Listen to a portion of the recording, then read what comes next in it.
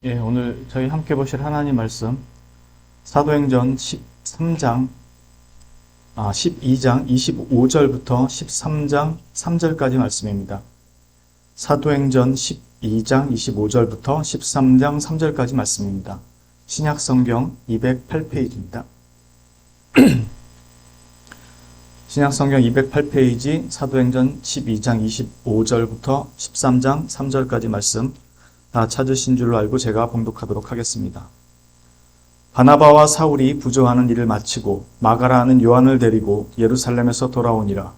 안디옥 교회에 선지자들과 교사들이 있으니 곧 바나바와 니게르라 하는 시므온과 구레네 사람 루기오와 분봉왕 헤롯의 젖동생 마나엔과 및 사울이라. 주를 섬겨 금식할 때에 성령이 이르시되 내가 불러 시키는 일을 위하여 바나바와 사울을 따로 세우라 하시니 이에 금식하며 기도하고 두 사람에게 안수하여 보내니라. 아멘. 오늘 말씀을 보면 본격적으로 이제 이방인 선교를 위해서 바나바와 사울이 세워지는 그 일이 시작이 됩니다. 이 안디옥 교회가 사실 대단히 중요한 역할을 합니다. 오늘 보시는 것처럼 사도행전에서 보면 이 안디옥 교회가 매우 중요한 역할을 하는데 이 안디옥 교회에는 참 훌륭한 그 사람들이 많이 있습니다. 그 중에 오늘 대표적으로 5사람이 거론이 되고 그 중에서 2사람이 하나님께서 시키시는 일을 위해서 따로 구분이 됩니다. 바나바 같은 경우는 이미 앞에서 본 것처럼 구브로 섬이라는 곳의 출신의 레위 사람입니다. 유대인이죠. 그리고 뒤에 나오는 니게르라 하는 시므온이라고 얘기하는데 이 니게르라는 말은 오늘날로 이제 영어식으로 하자면 니그로라는 검다라는 의미, 흑인을 의미합니다. 그래서 흑인들이 제일 사실 싫어하는 단어인데 이 니게르라 하는 시므온, 즉 그가 흑인이었음을 알려주는 거고요. 아마도 아프리카 계열이 아니었을까 사람들이 보통 추정합니다. 그리고 혹자는 이 사람이 그 구레네 사람 시몬으로 알려졌던 예수님의 십자가를 대신 지고 갔던 그 사람일 것이라고 추정하는 학자들도 좀 있습니다. 왜냐하면 그의 아들들이었던 알렉산더나 아니면 누포라는 사람들이 아버지의 그 일을 계기로 기독교로 나중에 돌아오게 됩니다. 그래서 자신의 아버지에 대한 이제 이야기를 증언을 하게 되죠. 기독교 공동체 내에서. 그래서 이 사람이 시므온, 구레네 사람 시므온일 것이다 라고 보시는 분들도 있습니다. 그리고 자세히 알려지지 않은 사람 루기오, 구레네 사람인데 이 사람도 역시 구레네 지역이 북아프리카 쪽이라서 그쪽에 있는 사람으로 봅니다. 그리고 헤롯의 젖동생이라고 하는 사람 마나엔, 이게 히브리 이름으로 하자면은 문하햄입니다.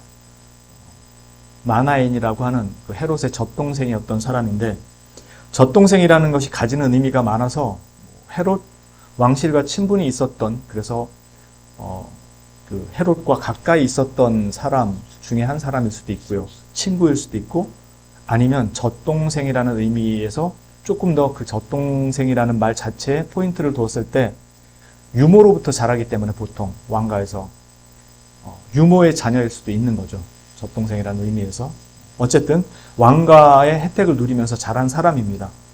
그 사람이 지금 기독교로 귀의했다라는 것은 많은 혜택들을 거의 때로는 잃을 수도 있는데 그걸 포기했다고 볼 수도 있는 거고요. 그리고 마지막으로 우리가 아는 사울, 히브리식 이름이고요. 헬라식, 로마식 이름은 바울입니다. 그래서 바울, 이렇게 5사람이 거론이 됩니다. 이 사람들이 좀 이 안디옥 교회에서 중요한 역할을 담당했던 사람들입니다.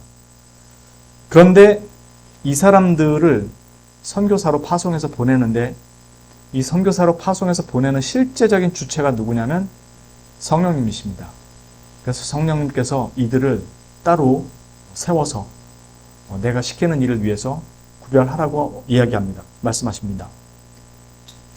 사람들이 기독교라고 했을 때 어떤 사람들은 기독교를 단지 예수 그리스도를 성인으로 보고 그 성인을 추종했던 사람들이 모여서 만든 종교, 그 가르침을 기억하고 그 가르침을 따라서 살자라고 하는 정도의 종교로 생각하는 사람들이 있습니다. 그래서 그 핵심 가치가 사랑. 그래서 나누고 공유하고 서로 배려하고 아끼고 그래서 인애, 박애, 긍휼, 사랑 이런 것들이 최고의 가치로 자리 잡고 핵심, 복음의 핵심으로 놓는 사람들이 있습니다. 그래서 기독교를 그렇게 이해하고 예수 그리스도의 가르침을 그렇게 핵심으로 이해하고 이 제자들이 예수 그리스도를 그런 점에서 추종한다고 생각합니다. 그래서 예수 그리스도의 부활보다는 마음속의 부활을 더 강조하고 실제적인 부활보다는 그분은 우리 마음속에 계속 살아있다라는 그런 식의 부활을 많이 이야기하는 경우도 있는데 오늘 저희가 보는 여기 선교사들을 파송하기 위해서 세우는 내용의 주체가 성령님이세요. 이 말은 무슨 말이냐면 예수님께서 이 땅에 오셔서 실제로 예수님께서 이 땅에 오실 때 예수님께서 이 땅에 오시는 그 모든 과정에 실제적으로 역사하시고 일하시는 분이 성령 하나님이세요. 그래서 동정녀인 마리아에게 잉태하게 하는 성령님의 역사로 잉태하게 하는 역사가 있고 그리고 예수님께서 이 땅에 육체를 가지고 오시고 그리고 태어나셔서 성장하신 후에 성령에게 이끌려서 광야에 가서 시험을 받으세요. 그리고 돌아오신 후에도 모든 일을 성령님과 함께 그 사역들을 행해 나가세요. 그래서 치유하시거나 귀신을 쫓아내시거나 여러 가지 놀라운 이적들을 행하실 때 성령님과 함께 동행하시면서 하시죠. 그리고 그 사역을 마치시고 이 땅에서의 사역을 끝마치실 무렵에 제자들에게 나는 이제 아버지께로 돌아가지만 내가 돌아간 후에는 내가 나의 영, 성령을 너희에게 보내줄 것이다. 그리고 그 성령께서 오셔서 너희에게 말씀을 전해줄 텐데 그 말은 성령님께서 오셔서 하는 임의로 성령님께서 임의로 하는 말이 아니라 내가 여기서 너희에게 가르치고 알려줬던 그 말씀을 그대로 너희에게 와서 가르치고 생각나게 할 것이다 라고 말씀해 줍니다. 그리고 성령님께서 오셔서 제자들에게 그걸 가르치시고 알리셔서 그 말씀을 그대로 기록한 것이 지금의 성경이 된 것이고요. 그러니까 지금 이 시점에서 내가 내 일을 위하여 따로 사람을 구별하여 세우라 라고 하는 이 성령님이 교회를 세워가는 실제적인 사역의 주체가 돼서 일하고 계신다는 거죠. 그러니까 예수님께서 오셔서 하신 그 사역을 그대로 사도들이 이어받아서 하는 거고 예수님도 성령님과 동행하면서 그 일을 하셨고 제자들도 똑같이 성령님께서 그 일을 동행하면서 주체가 돼서 이끌어 가신다는 겁니다. 그러니까 교회는 예수님께서 가르쳐 주신 어떤 그 사랑이나 인애라는 가르침이 실제적인 복음의 핵심이 아니고 예수님께서 오셔서 죽으셔야만 했고 우리에게 알리신 하나님의 그 역사와 사역이 무엇인지를 성령님께서 다시 오셔서 제자들에게 가르쳐 주신 그 사역이 실제적인 핵심이 되는 것이죠. 그래서 성경에 무엇이 적혀 있느냐가 실제로 제자들이 가르치고 행해야 되는 실제적인 내용인 거죠. 그것을 어떤 사람들은 사랑, 인애, 박애라고 보는 것이고요. 우리는 예수 그리스도로 말미암는 하나님의 진노하심으로부터의 죄 사함을 얻는 것이라고 얘기합니다. 즉 모든 사람들이 범죄하여 하나님의 진노와 저주 아래에 있는데 그리스도께서 오셔서 우리를 그 진노와 저주로부터 해방하셨다라는 것이 복음의 실제적인 핵심이 되는 거죠. 그것을 위해서 성령님께서 함께 사역하신다는 거고요. 그러니까 사랑, 인애, 박애는 성령님이 없어도 우리에게 명령하신 것만을 수행하면 됩니다.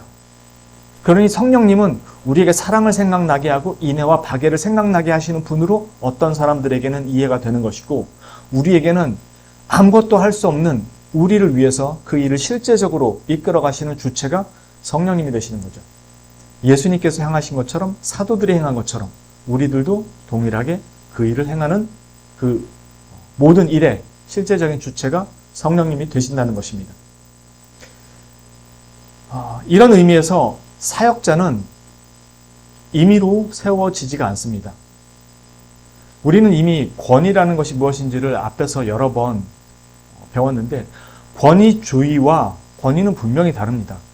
오늘날은 이 권위주의에 대한 그 반발심이 다른 때보다 더 심해서 권위를 부정하고 권위를 인정하지 않으려는 세대에 살고 있다 보니까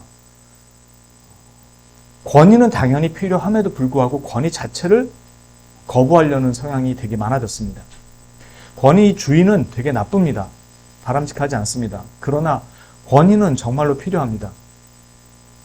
우리가 전에도 말씀드렸듯이 사람의 생명을 좌우하는 의사에게 그 수술할 수 있는 그 의사로서 가지는 권위를 인정해 주지 않으면 의사는 수술을 할 수가 없어요.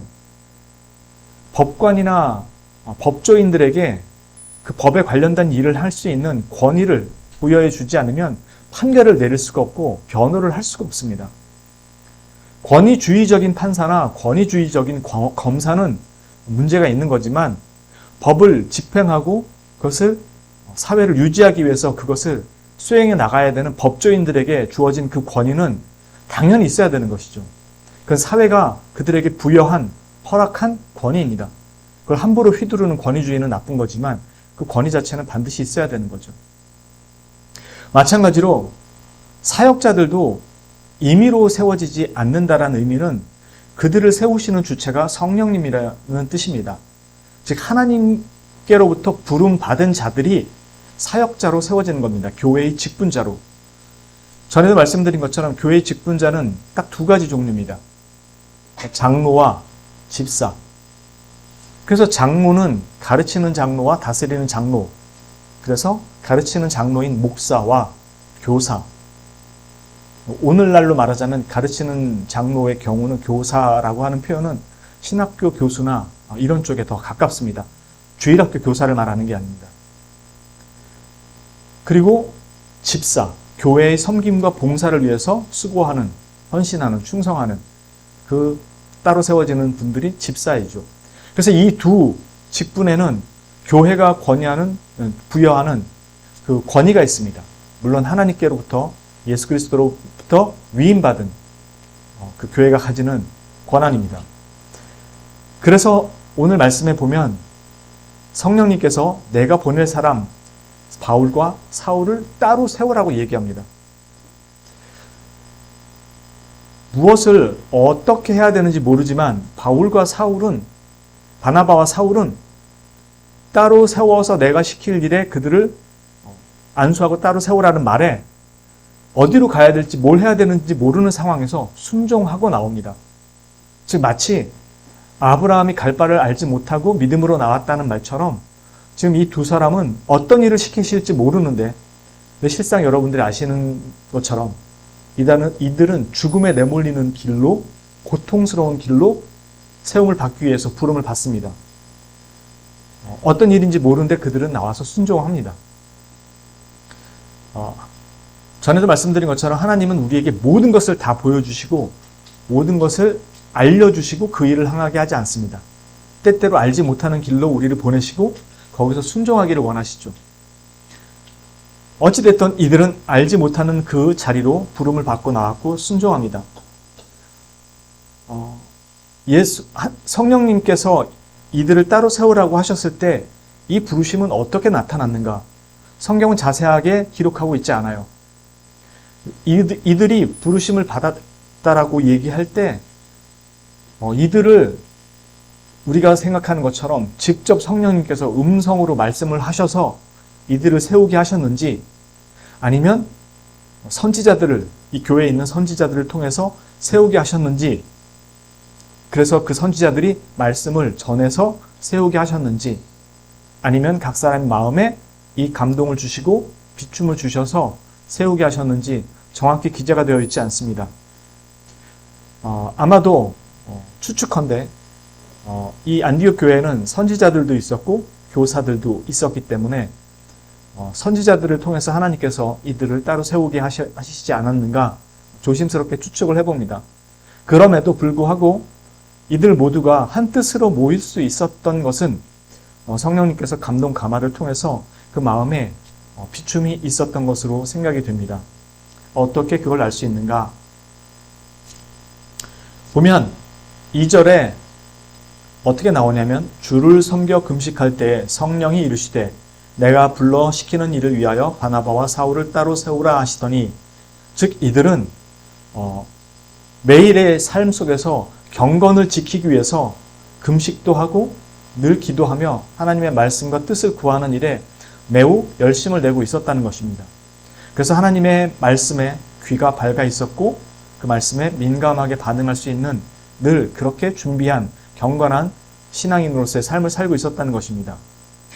그게 어떻게 반응이 되냐면 내가 이들을 불러서 따로 어떤 일을 시킬 것이다. 그들을 따로 세우라. 라는 그 말씀에 대해서 3절에 보면 이에 금식하며 기도하고 두 사람에게 안수하여 보내니라. 즉 성령님께서 이렇게 하라고 명령을 하신 게 아니라 그 말씀을 듣고 그들이 보인 반응은 경건을 위하여 그리고 하나님의 뜻을 올바로 수행하기 위하여 이들 스스로가 금식하며 하나님께 기도했다고 말합니다. 명령이 즉각적으로 딱 주어졌으면 그 명령 들은 것으로 끝났을 텐데 그게 아니라 기도했다고 합니다. 즉 이들을 통해서 일하실 하나님의 부르심에 대해서 이 두 사람을 위해서 기도하며 교회를 위해 기도하고 그것을 위해 금식하고 하나님 앞에 겸비한 모습으로 늘 기도하며 준비하고 있었다는 뜻입니다.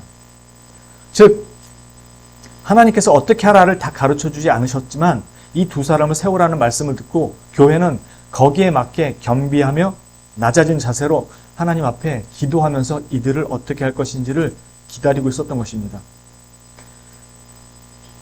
우리 모두 이런 유사한 일들을 경험하고 겪게 될 것입니다. 교회가 세워져가는 과정에서는 그냥 세워지는 법이 없습니다. 그리스도께서 머리가 되신 교회입니다. 여러분들이 보기엔 몇 명 안 되는 작은 개척교회이지만 주님은 이 교회의 머리가 되기로 하셨고 우리를 각 지체로 부르셔서 자신과 지금 묶으신 겁니다.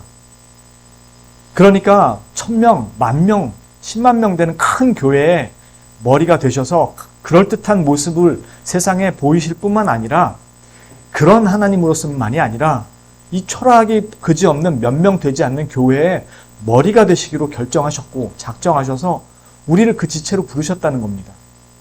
그러니까 우리는 밖에 나갔을 때 보잘것없는 몇 명 안 되는 교회일지 모르지만 우리는 그리스도가 머리가 되신 교회입니다. 그러니까 우리는 밖에 나가면 그리스도와 지금 같이 나가 있는 거예요. 정말로 위대한 교회의 한 지체가 되어 있다는 것입니다. 주님은 그 교회를 위해서 각 사람을 불러서 지금 따로 세우고 있다는 것입니다. 안수하여 보냈다라는 것은 교회가 그 직무를 그들에게 공식적으로 위임했다는 것을 말하는 것입니다.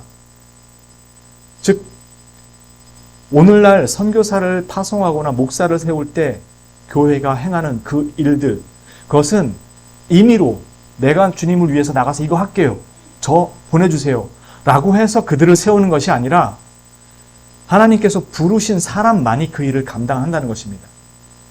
교회가 그 사람들에게 그 일을 위임했다라는 것을 안수를 통해서 그리고 교회의 교사로 세운 사람들을 통해서 그것을 외부적으로 확증하고 인증하고 위임해서 보낸다는 것입니다. 이 말은 무슨 말이냐면 아무나 선교사, 아무나 목사가 될 수 없다는 것입니다. 아무나 사역자가 될 수 있는 것이 아니라는 것입니다.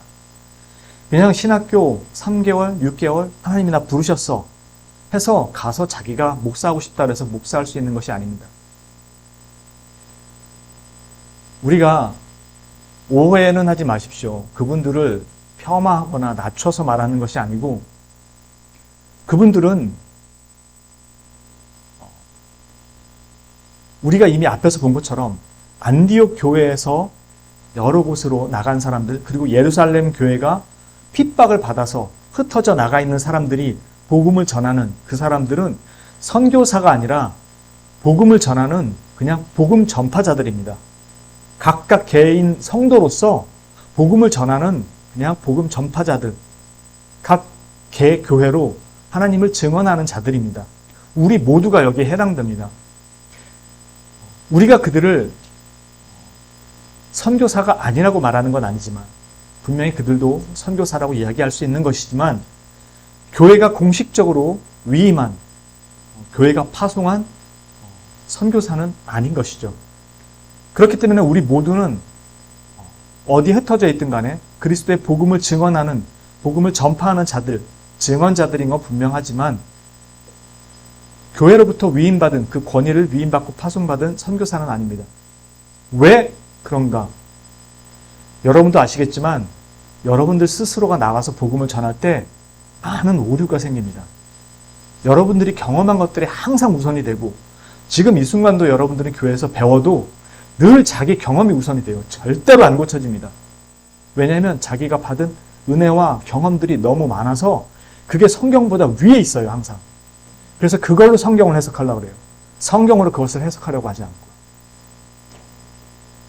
그러다 보니까 나가서 복음을 전할 때 자기가 경험한 그 경험들이 일반화를 만들어내게 됩니다.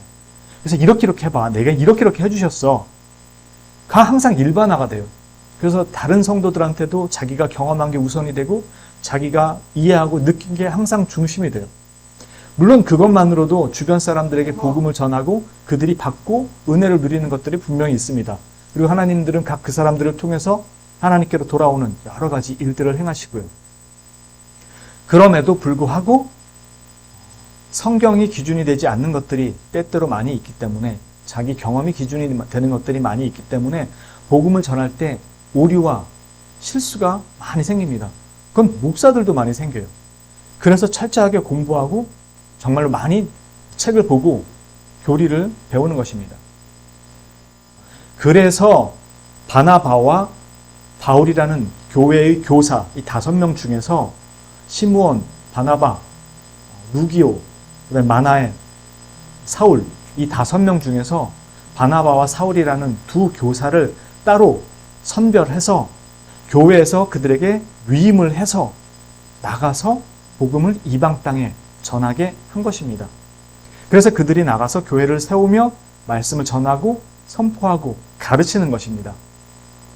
그렇다고 우리 개인이 나가서 복음을 전하지 말란 말이 아니죠.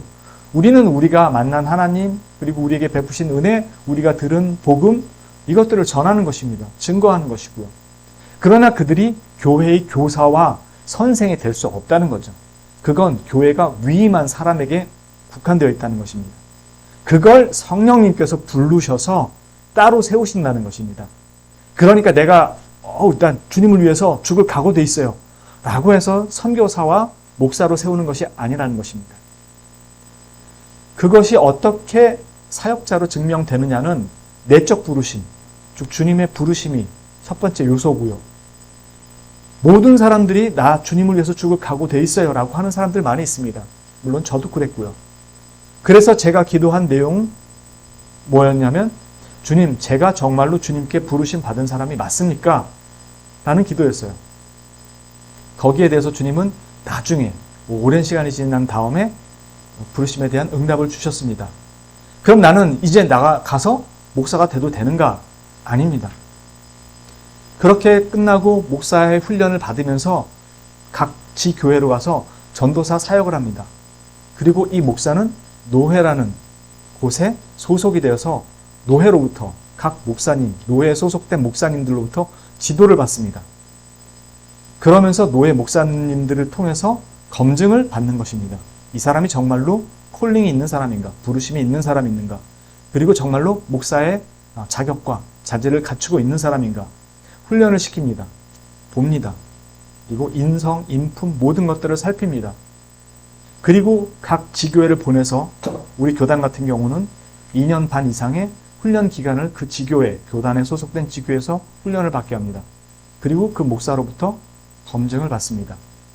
그리고 그 성도님들로부터 검증을 받습니다. 왜요? 외적 부르심, 하나님께서 부르신 부르심이라면 내적 부르심만 있는 게 아니라 교회가 정말로 이 사람을 필요로 하고 이 사람을 사역자로 인정하고 있는가를 살핍니다. 이런 요소들을 통해서 이 사람이 인정이 될 때야 비로소 노회는 그 사람에게 여러 가지 과정과 훈련과 시험을 통해서 최종적으로 안수하고 목사의 직분을 줍니다. 선교사도 마찬가지로 우리 교단 같은 경우는 목사의 직분을 준 후에 파송을 시킵니다. 그냥 내가 선교사 교육 몇 개 받았다고 나갈 수 없습니다. 왜냐하면 그냥 나가서 복음을 전할 수 없다고 이미 앞에 말씀드린 것처럼 선교사는 명확한 교리와 하나님의 말씀을 가지고 나가서 복음을 전해야 하기 때문입니다. 그냥 열정만 들끓는다고 되는 것이 아니기 때문이죠. 이처럼 교회는 이 위를 위해서 주님께로부터 권위를 위임받았고 교회는 그것을 모두가 함께 모여 우리가 여러분들이 이미 아시는 것처럼 배우신 것처럼 여러분들은 투표를 통해 그 권한을 시행하고 각 노회는 그 목사들을 그리고 전도사들 같이 목사 후보생들을 살펴보고 검증하며 자격을 보는 것입니다.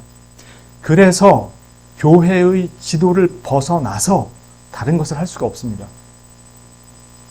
그래서 늘 많이 말씀드린 것처럼 외부적인 기도회, 외부적인 집회, 그리고 외부적인 찬양 모임 이런 것들을 많이 쫓아다니지 말라고 하는 게 가서 열정적으로 찬양하고 그 집회를 사모하는 마음을 가지는 건 좋지만 모든 교육의 지도와 편달을 자기가 속한 교회로부터 받는 것입니다.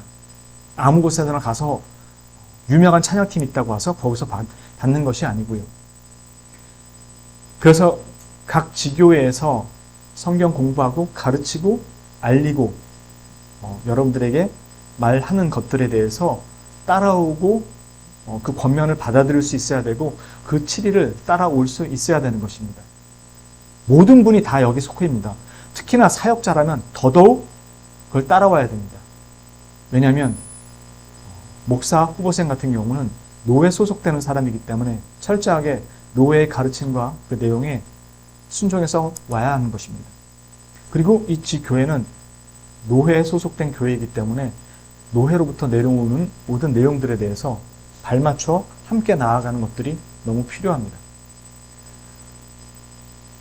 그래서 여러분들이 어떤 일을 할 때 세부적으로 규칙적으로 정해져 있지 않다 할지라도 우리가 이런 일을 합시다 라고 할 때 그 규정과 규칙의 기준은 언제나 성경이 되어야 되고 성경이 정확하게 명시하지 않은 것들은 노회와 교회에서 이야기하는 교회법 이것들이 우리가 추구하고자 하는 방향의 기준점으로 서야 되는 것입니다. 우리 생각과 우리 뜻대로 우리 교회는 그냥 우리 방식대로 할 거야 라고 할 수가 없는 것입니다. 그걸 포기하고 그냥 우리 식대로 우리 성격에 맞게 합시다 라고 하는 순간 각 교회는 개교회가 됩니다. 각 개교회가 되면 교회는 안타깝지만 나중에 자기 뜻대로 행하게 되고 힘을 잃게 됩니다. 그 부분에 대해서는 다음에 기회가 있을 때 왜 개교회가 되는 것이 위험하고 힘을 잃는 것인지를 나중에 다루겠지만 또 시간 있을 때 우리 교리 공부나 이런 걸 통해서 배우겠지만 절대로 개교회로 있어서는 교회가 온전하게 설 수가 없습니다. 그런 의미에서 여러분들은 교회의 치리를, 권면을 그리고 교회에서 여러 가지 어떤 것들을 지시하는 내용을 따라 주셔야 하는 것이고 목사인 저는 노회의 지시를 따라서 그 일을 수행해야 되는 것입니다. 이것이 함께 되어야 교회가 건강하고 바르게 세워져 갈 수 있습니다. 아까도 말씀드린 것처럼 이런 사역자를 세울 때 교회는 이 일을 어떻게 성령님께서 세우셨다라는 것을 어떻게 판단하고 수행하는가 그 내용은 아주 간단합니다. 말씀드린 것처럼 예수님께서 오셔서 하신 그 모든 사역을 마치시고 부활 승천하실 때 제자들에게 내가 내 영을 보내어 너희에게 가르친 모든 것들을 생각나게 할 것이라고 하셨고 성령님이 오셔서 가르쳐 주셨다고 하셨죠. 그리고 그것을 사도들로 하여금 글로 기록하게 하셨다고 하셨고요. 그러니까 성령님께서 우리에게 어떤 일을 교회를 세워가는 와중에 어떤 일을 하신다고 할 때는 이미 그리스도께서 말씀하신 그 일의 기준이 되어서 하는 것이고 그 일은 이미 성경에 성령님께서 기록을 하셨다라는 거죠. 그래서 우리는 무슨 일을 할 때 앞에서 이미 말씀드린 것처럼 주님께서 말씀하신 그 성경을 토대로 해서 그 일을 진행한다는 것입니다. 바로 신구약 전체를 통해서 말씀하신 것처럼요. 그래서 우리 장로교회는 이미 신명기 때부터 장로에 대한 내용들과 교회를 세워가는 기본적인 모습들, 제시된 내용들을 성경 안에서 다 도출한 거고 그 원리들을 찾은 것이고 그래서 장로교회로 세워진 것입니다. 그런 것처럼 이 교회가 세우는 법이나 어떤 교회에서 내용들을 시행해 나갈 때 모든 규칙들은 성경에서 도출한 것이지 그냥 마구잡이로 만든 것이 아닙니다. 물론 성경이 정확하게 명시하지 않은 것들은 우리에게 주신 이성과 합리적인 생각들, 사고들, 그리고 성경에 기초한 것들을 통해서 하나씩 사고하고 시대를 거치면서 만들어내고 세운 것도 있습니다. 그러나 대부분은 성경적인 원리를 따라 세워지는 것이죠. 그렇게 우리는 성경을 기준으로 해서 우리가 해야 될 일들과 방향을 찾아갑니다. 그래서 세속적인 방식과 기준으로 하지 않습니다. 그렇기 때문에 성도들이 하나님의 몸된 교회에 부르심을 받고 접붙여져 있으며 이 교회의 한 지체로 은혜 가운데 있는 것이 맞다면, 우리 각 사람이 그런 것이 맞다면 그는 또한 이 몸된 교회의 지체로 그의 사명도 이 교회의 모든 지시와 내용을 따라서 수행하고 충성하고 헌신하는 것이 맞다는 것입니다. 그것은 모두에게 주어진 명령이고 사명이기도 합니다. 그래서 성경을 알기를 힘써야 되는 것이고, 부르심을 바르게 이해하고 그에 합당한 충성과 헌신을 위해 말씀을 따라 교회 사역에 임하도록 하기 위해서 이 일들을 행하는 것입니다. 이렇게 하는 일들이, 그 일은 우리의 선택사항이 아니라 주님께서 몸된 교회에 우리를 접붙이신 다음에 우리 모두에게 내리신 명령이고, 우리에게 또한 그 명령을 수행할 수 있도록 권위를 주신 것이고, 그리고 사명과 그 사역을 위임하신 것입니다. 그러니까 우리에겐 그 직분과 사명은 특권이면서도 우리가 행해야 될 마땅한 의무입니다. 그래서 여러분들이 교회에 와서 여러 가지 헌금도 하고 교회에 여러 가지 일들을 위해서 수고하고 봉사도 하고, 그것이 식당 봉사든 아니면 교회를 청소하는 일이든 아니면 교회의 여러 가지 일을 위해서 수고하는 일이든, 그리고 교회의 재정을 채우기 위해서 여러분들이 하시는 그 헌금이든, 모든 것들이 하나님께서 각 사람에게 부여하신 명령이고 또한 권위입니다.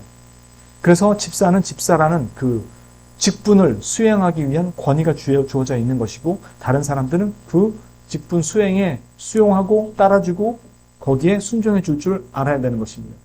목사는 목사로서의 그 일을 수행할 수 있도록 권위를 주신 것이고, 그 일을 겸손하게 성도님들을 위해서 섬기는 그 위치에서 주어진 권위를 사용하는 것입니다. 장로교회는 이 일들에 대해서 장로교회의 제도적 규칙들을 성경으로부터 그 원리를 찾아 세운 것이고, 이 일들을 위해 개교회는 당회의 질의를, 당회에서 그 내용들을 지시하는 것이고, 각각의 지교회는 노회로부터 노회의 질의와 권면을 따르는 것입니다. 이렇게 교회는 우리 한 교회만 있는 것이 아니라 전체 하나의 보편적인 교회를 가지는 것이고, 우리는 그것을 장로회 또는 노회라고 부르는 것이고, 그렇게 교회는 하나로만 존재하는 것이 아니라 함께 하나의 큰 공동체로 존재하는 것입니다. 여러분들이 이 교회에 부여된 권위와 그 권위가 여러분 각 사람들을 통해서 또한 시행이 된다는 것을 명심하시고, 하나님께서 이 교회를 세우시고 여러분들을 부르시고 접붙이시고 그 일들과 권위와 사명을 주셨을 때는 우리에게 이것들을 어떻게 지켜야 할지를 성경에도 분명히 가르쳐 주셨다는 것을 잘 기억하시고, 우리의 생각과 판단대로가 아니라 지금 오늘 본 말씀대로 복음을 전하는 자들을 위해서 교회가 위임한 교사들을 세웠던 것처럼 각 교회는 이 일을 위해서 함께 기도하고 그들을 하나님의 뜻에 맡기는 일에 동참하고 있음을 기억하시고, 여러분들 모두가 하나님의 뜻에 합당한 각 성도로서 또 각 직분자로서의 위치를 지켜가시기를 주님의 이름으로 축원합니다. 기도합니다. 참으로 거룩하신 하나님 아버지, 감사합니다.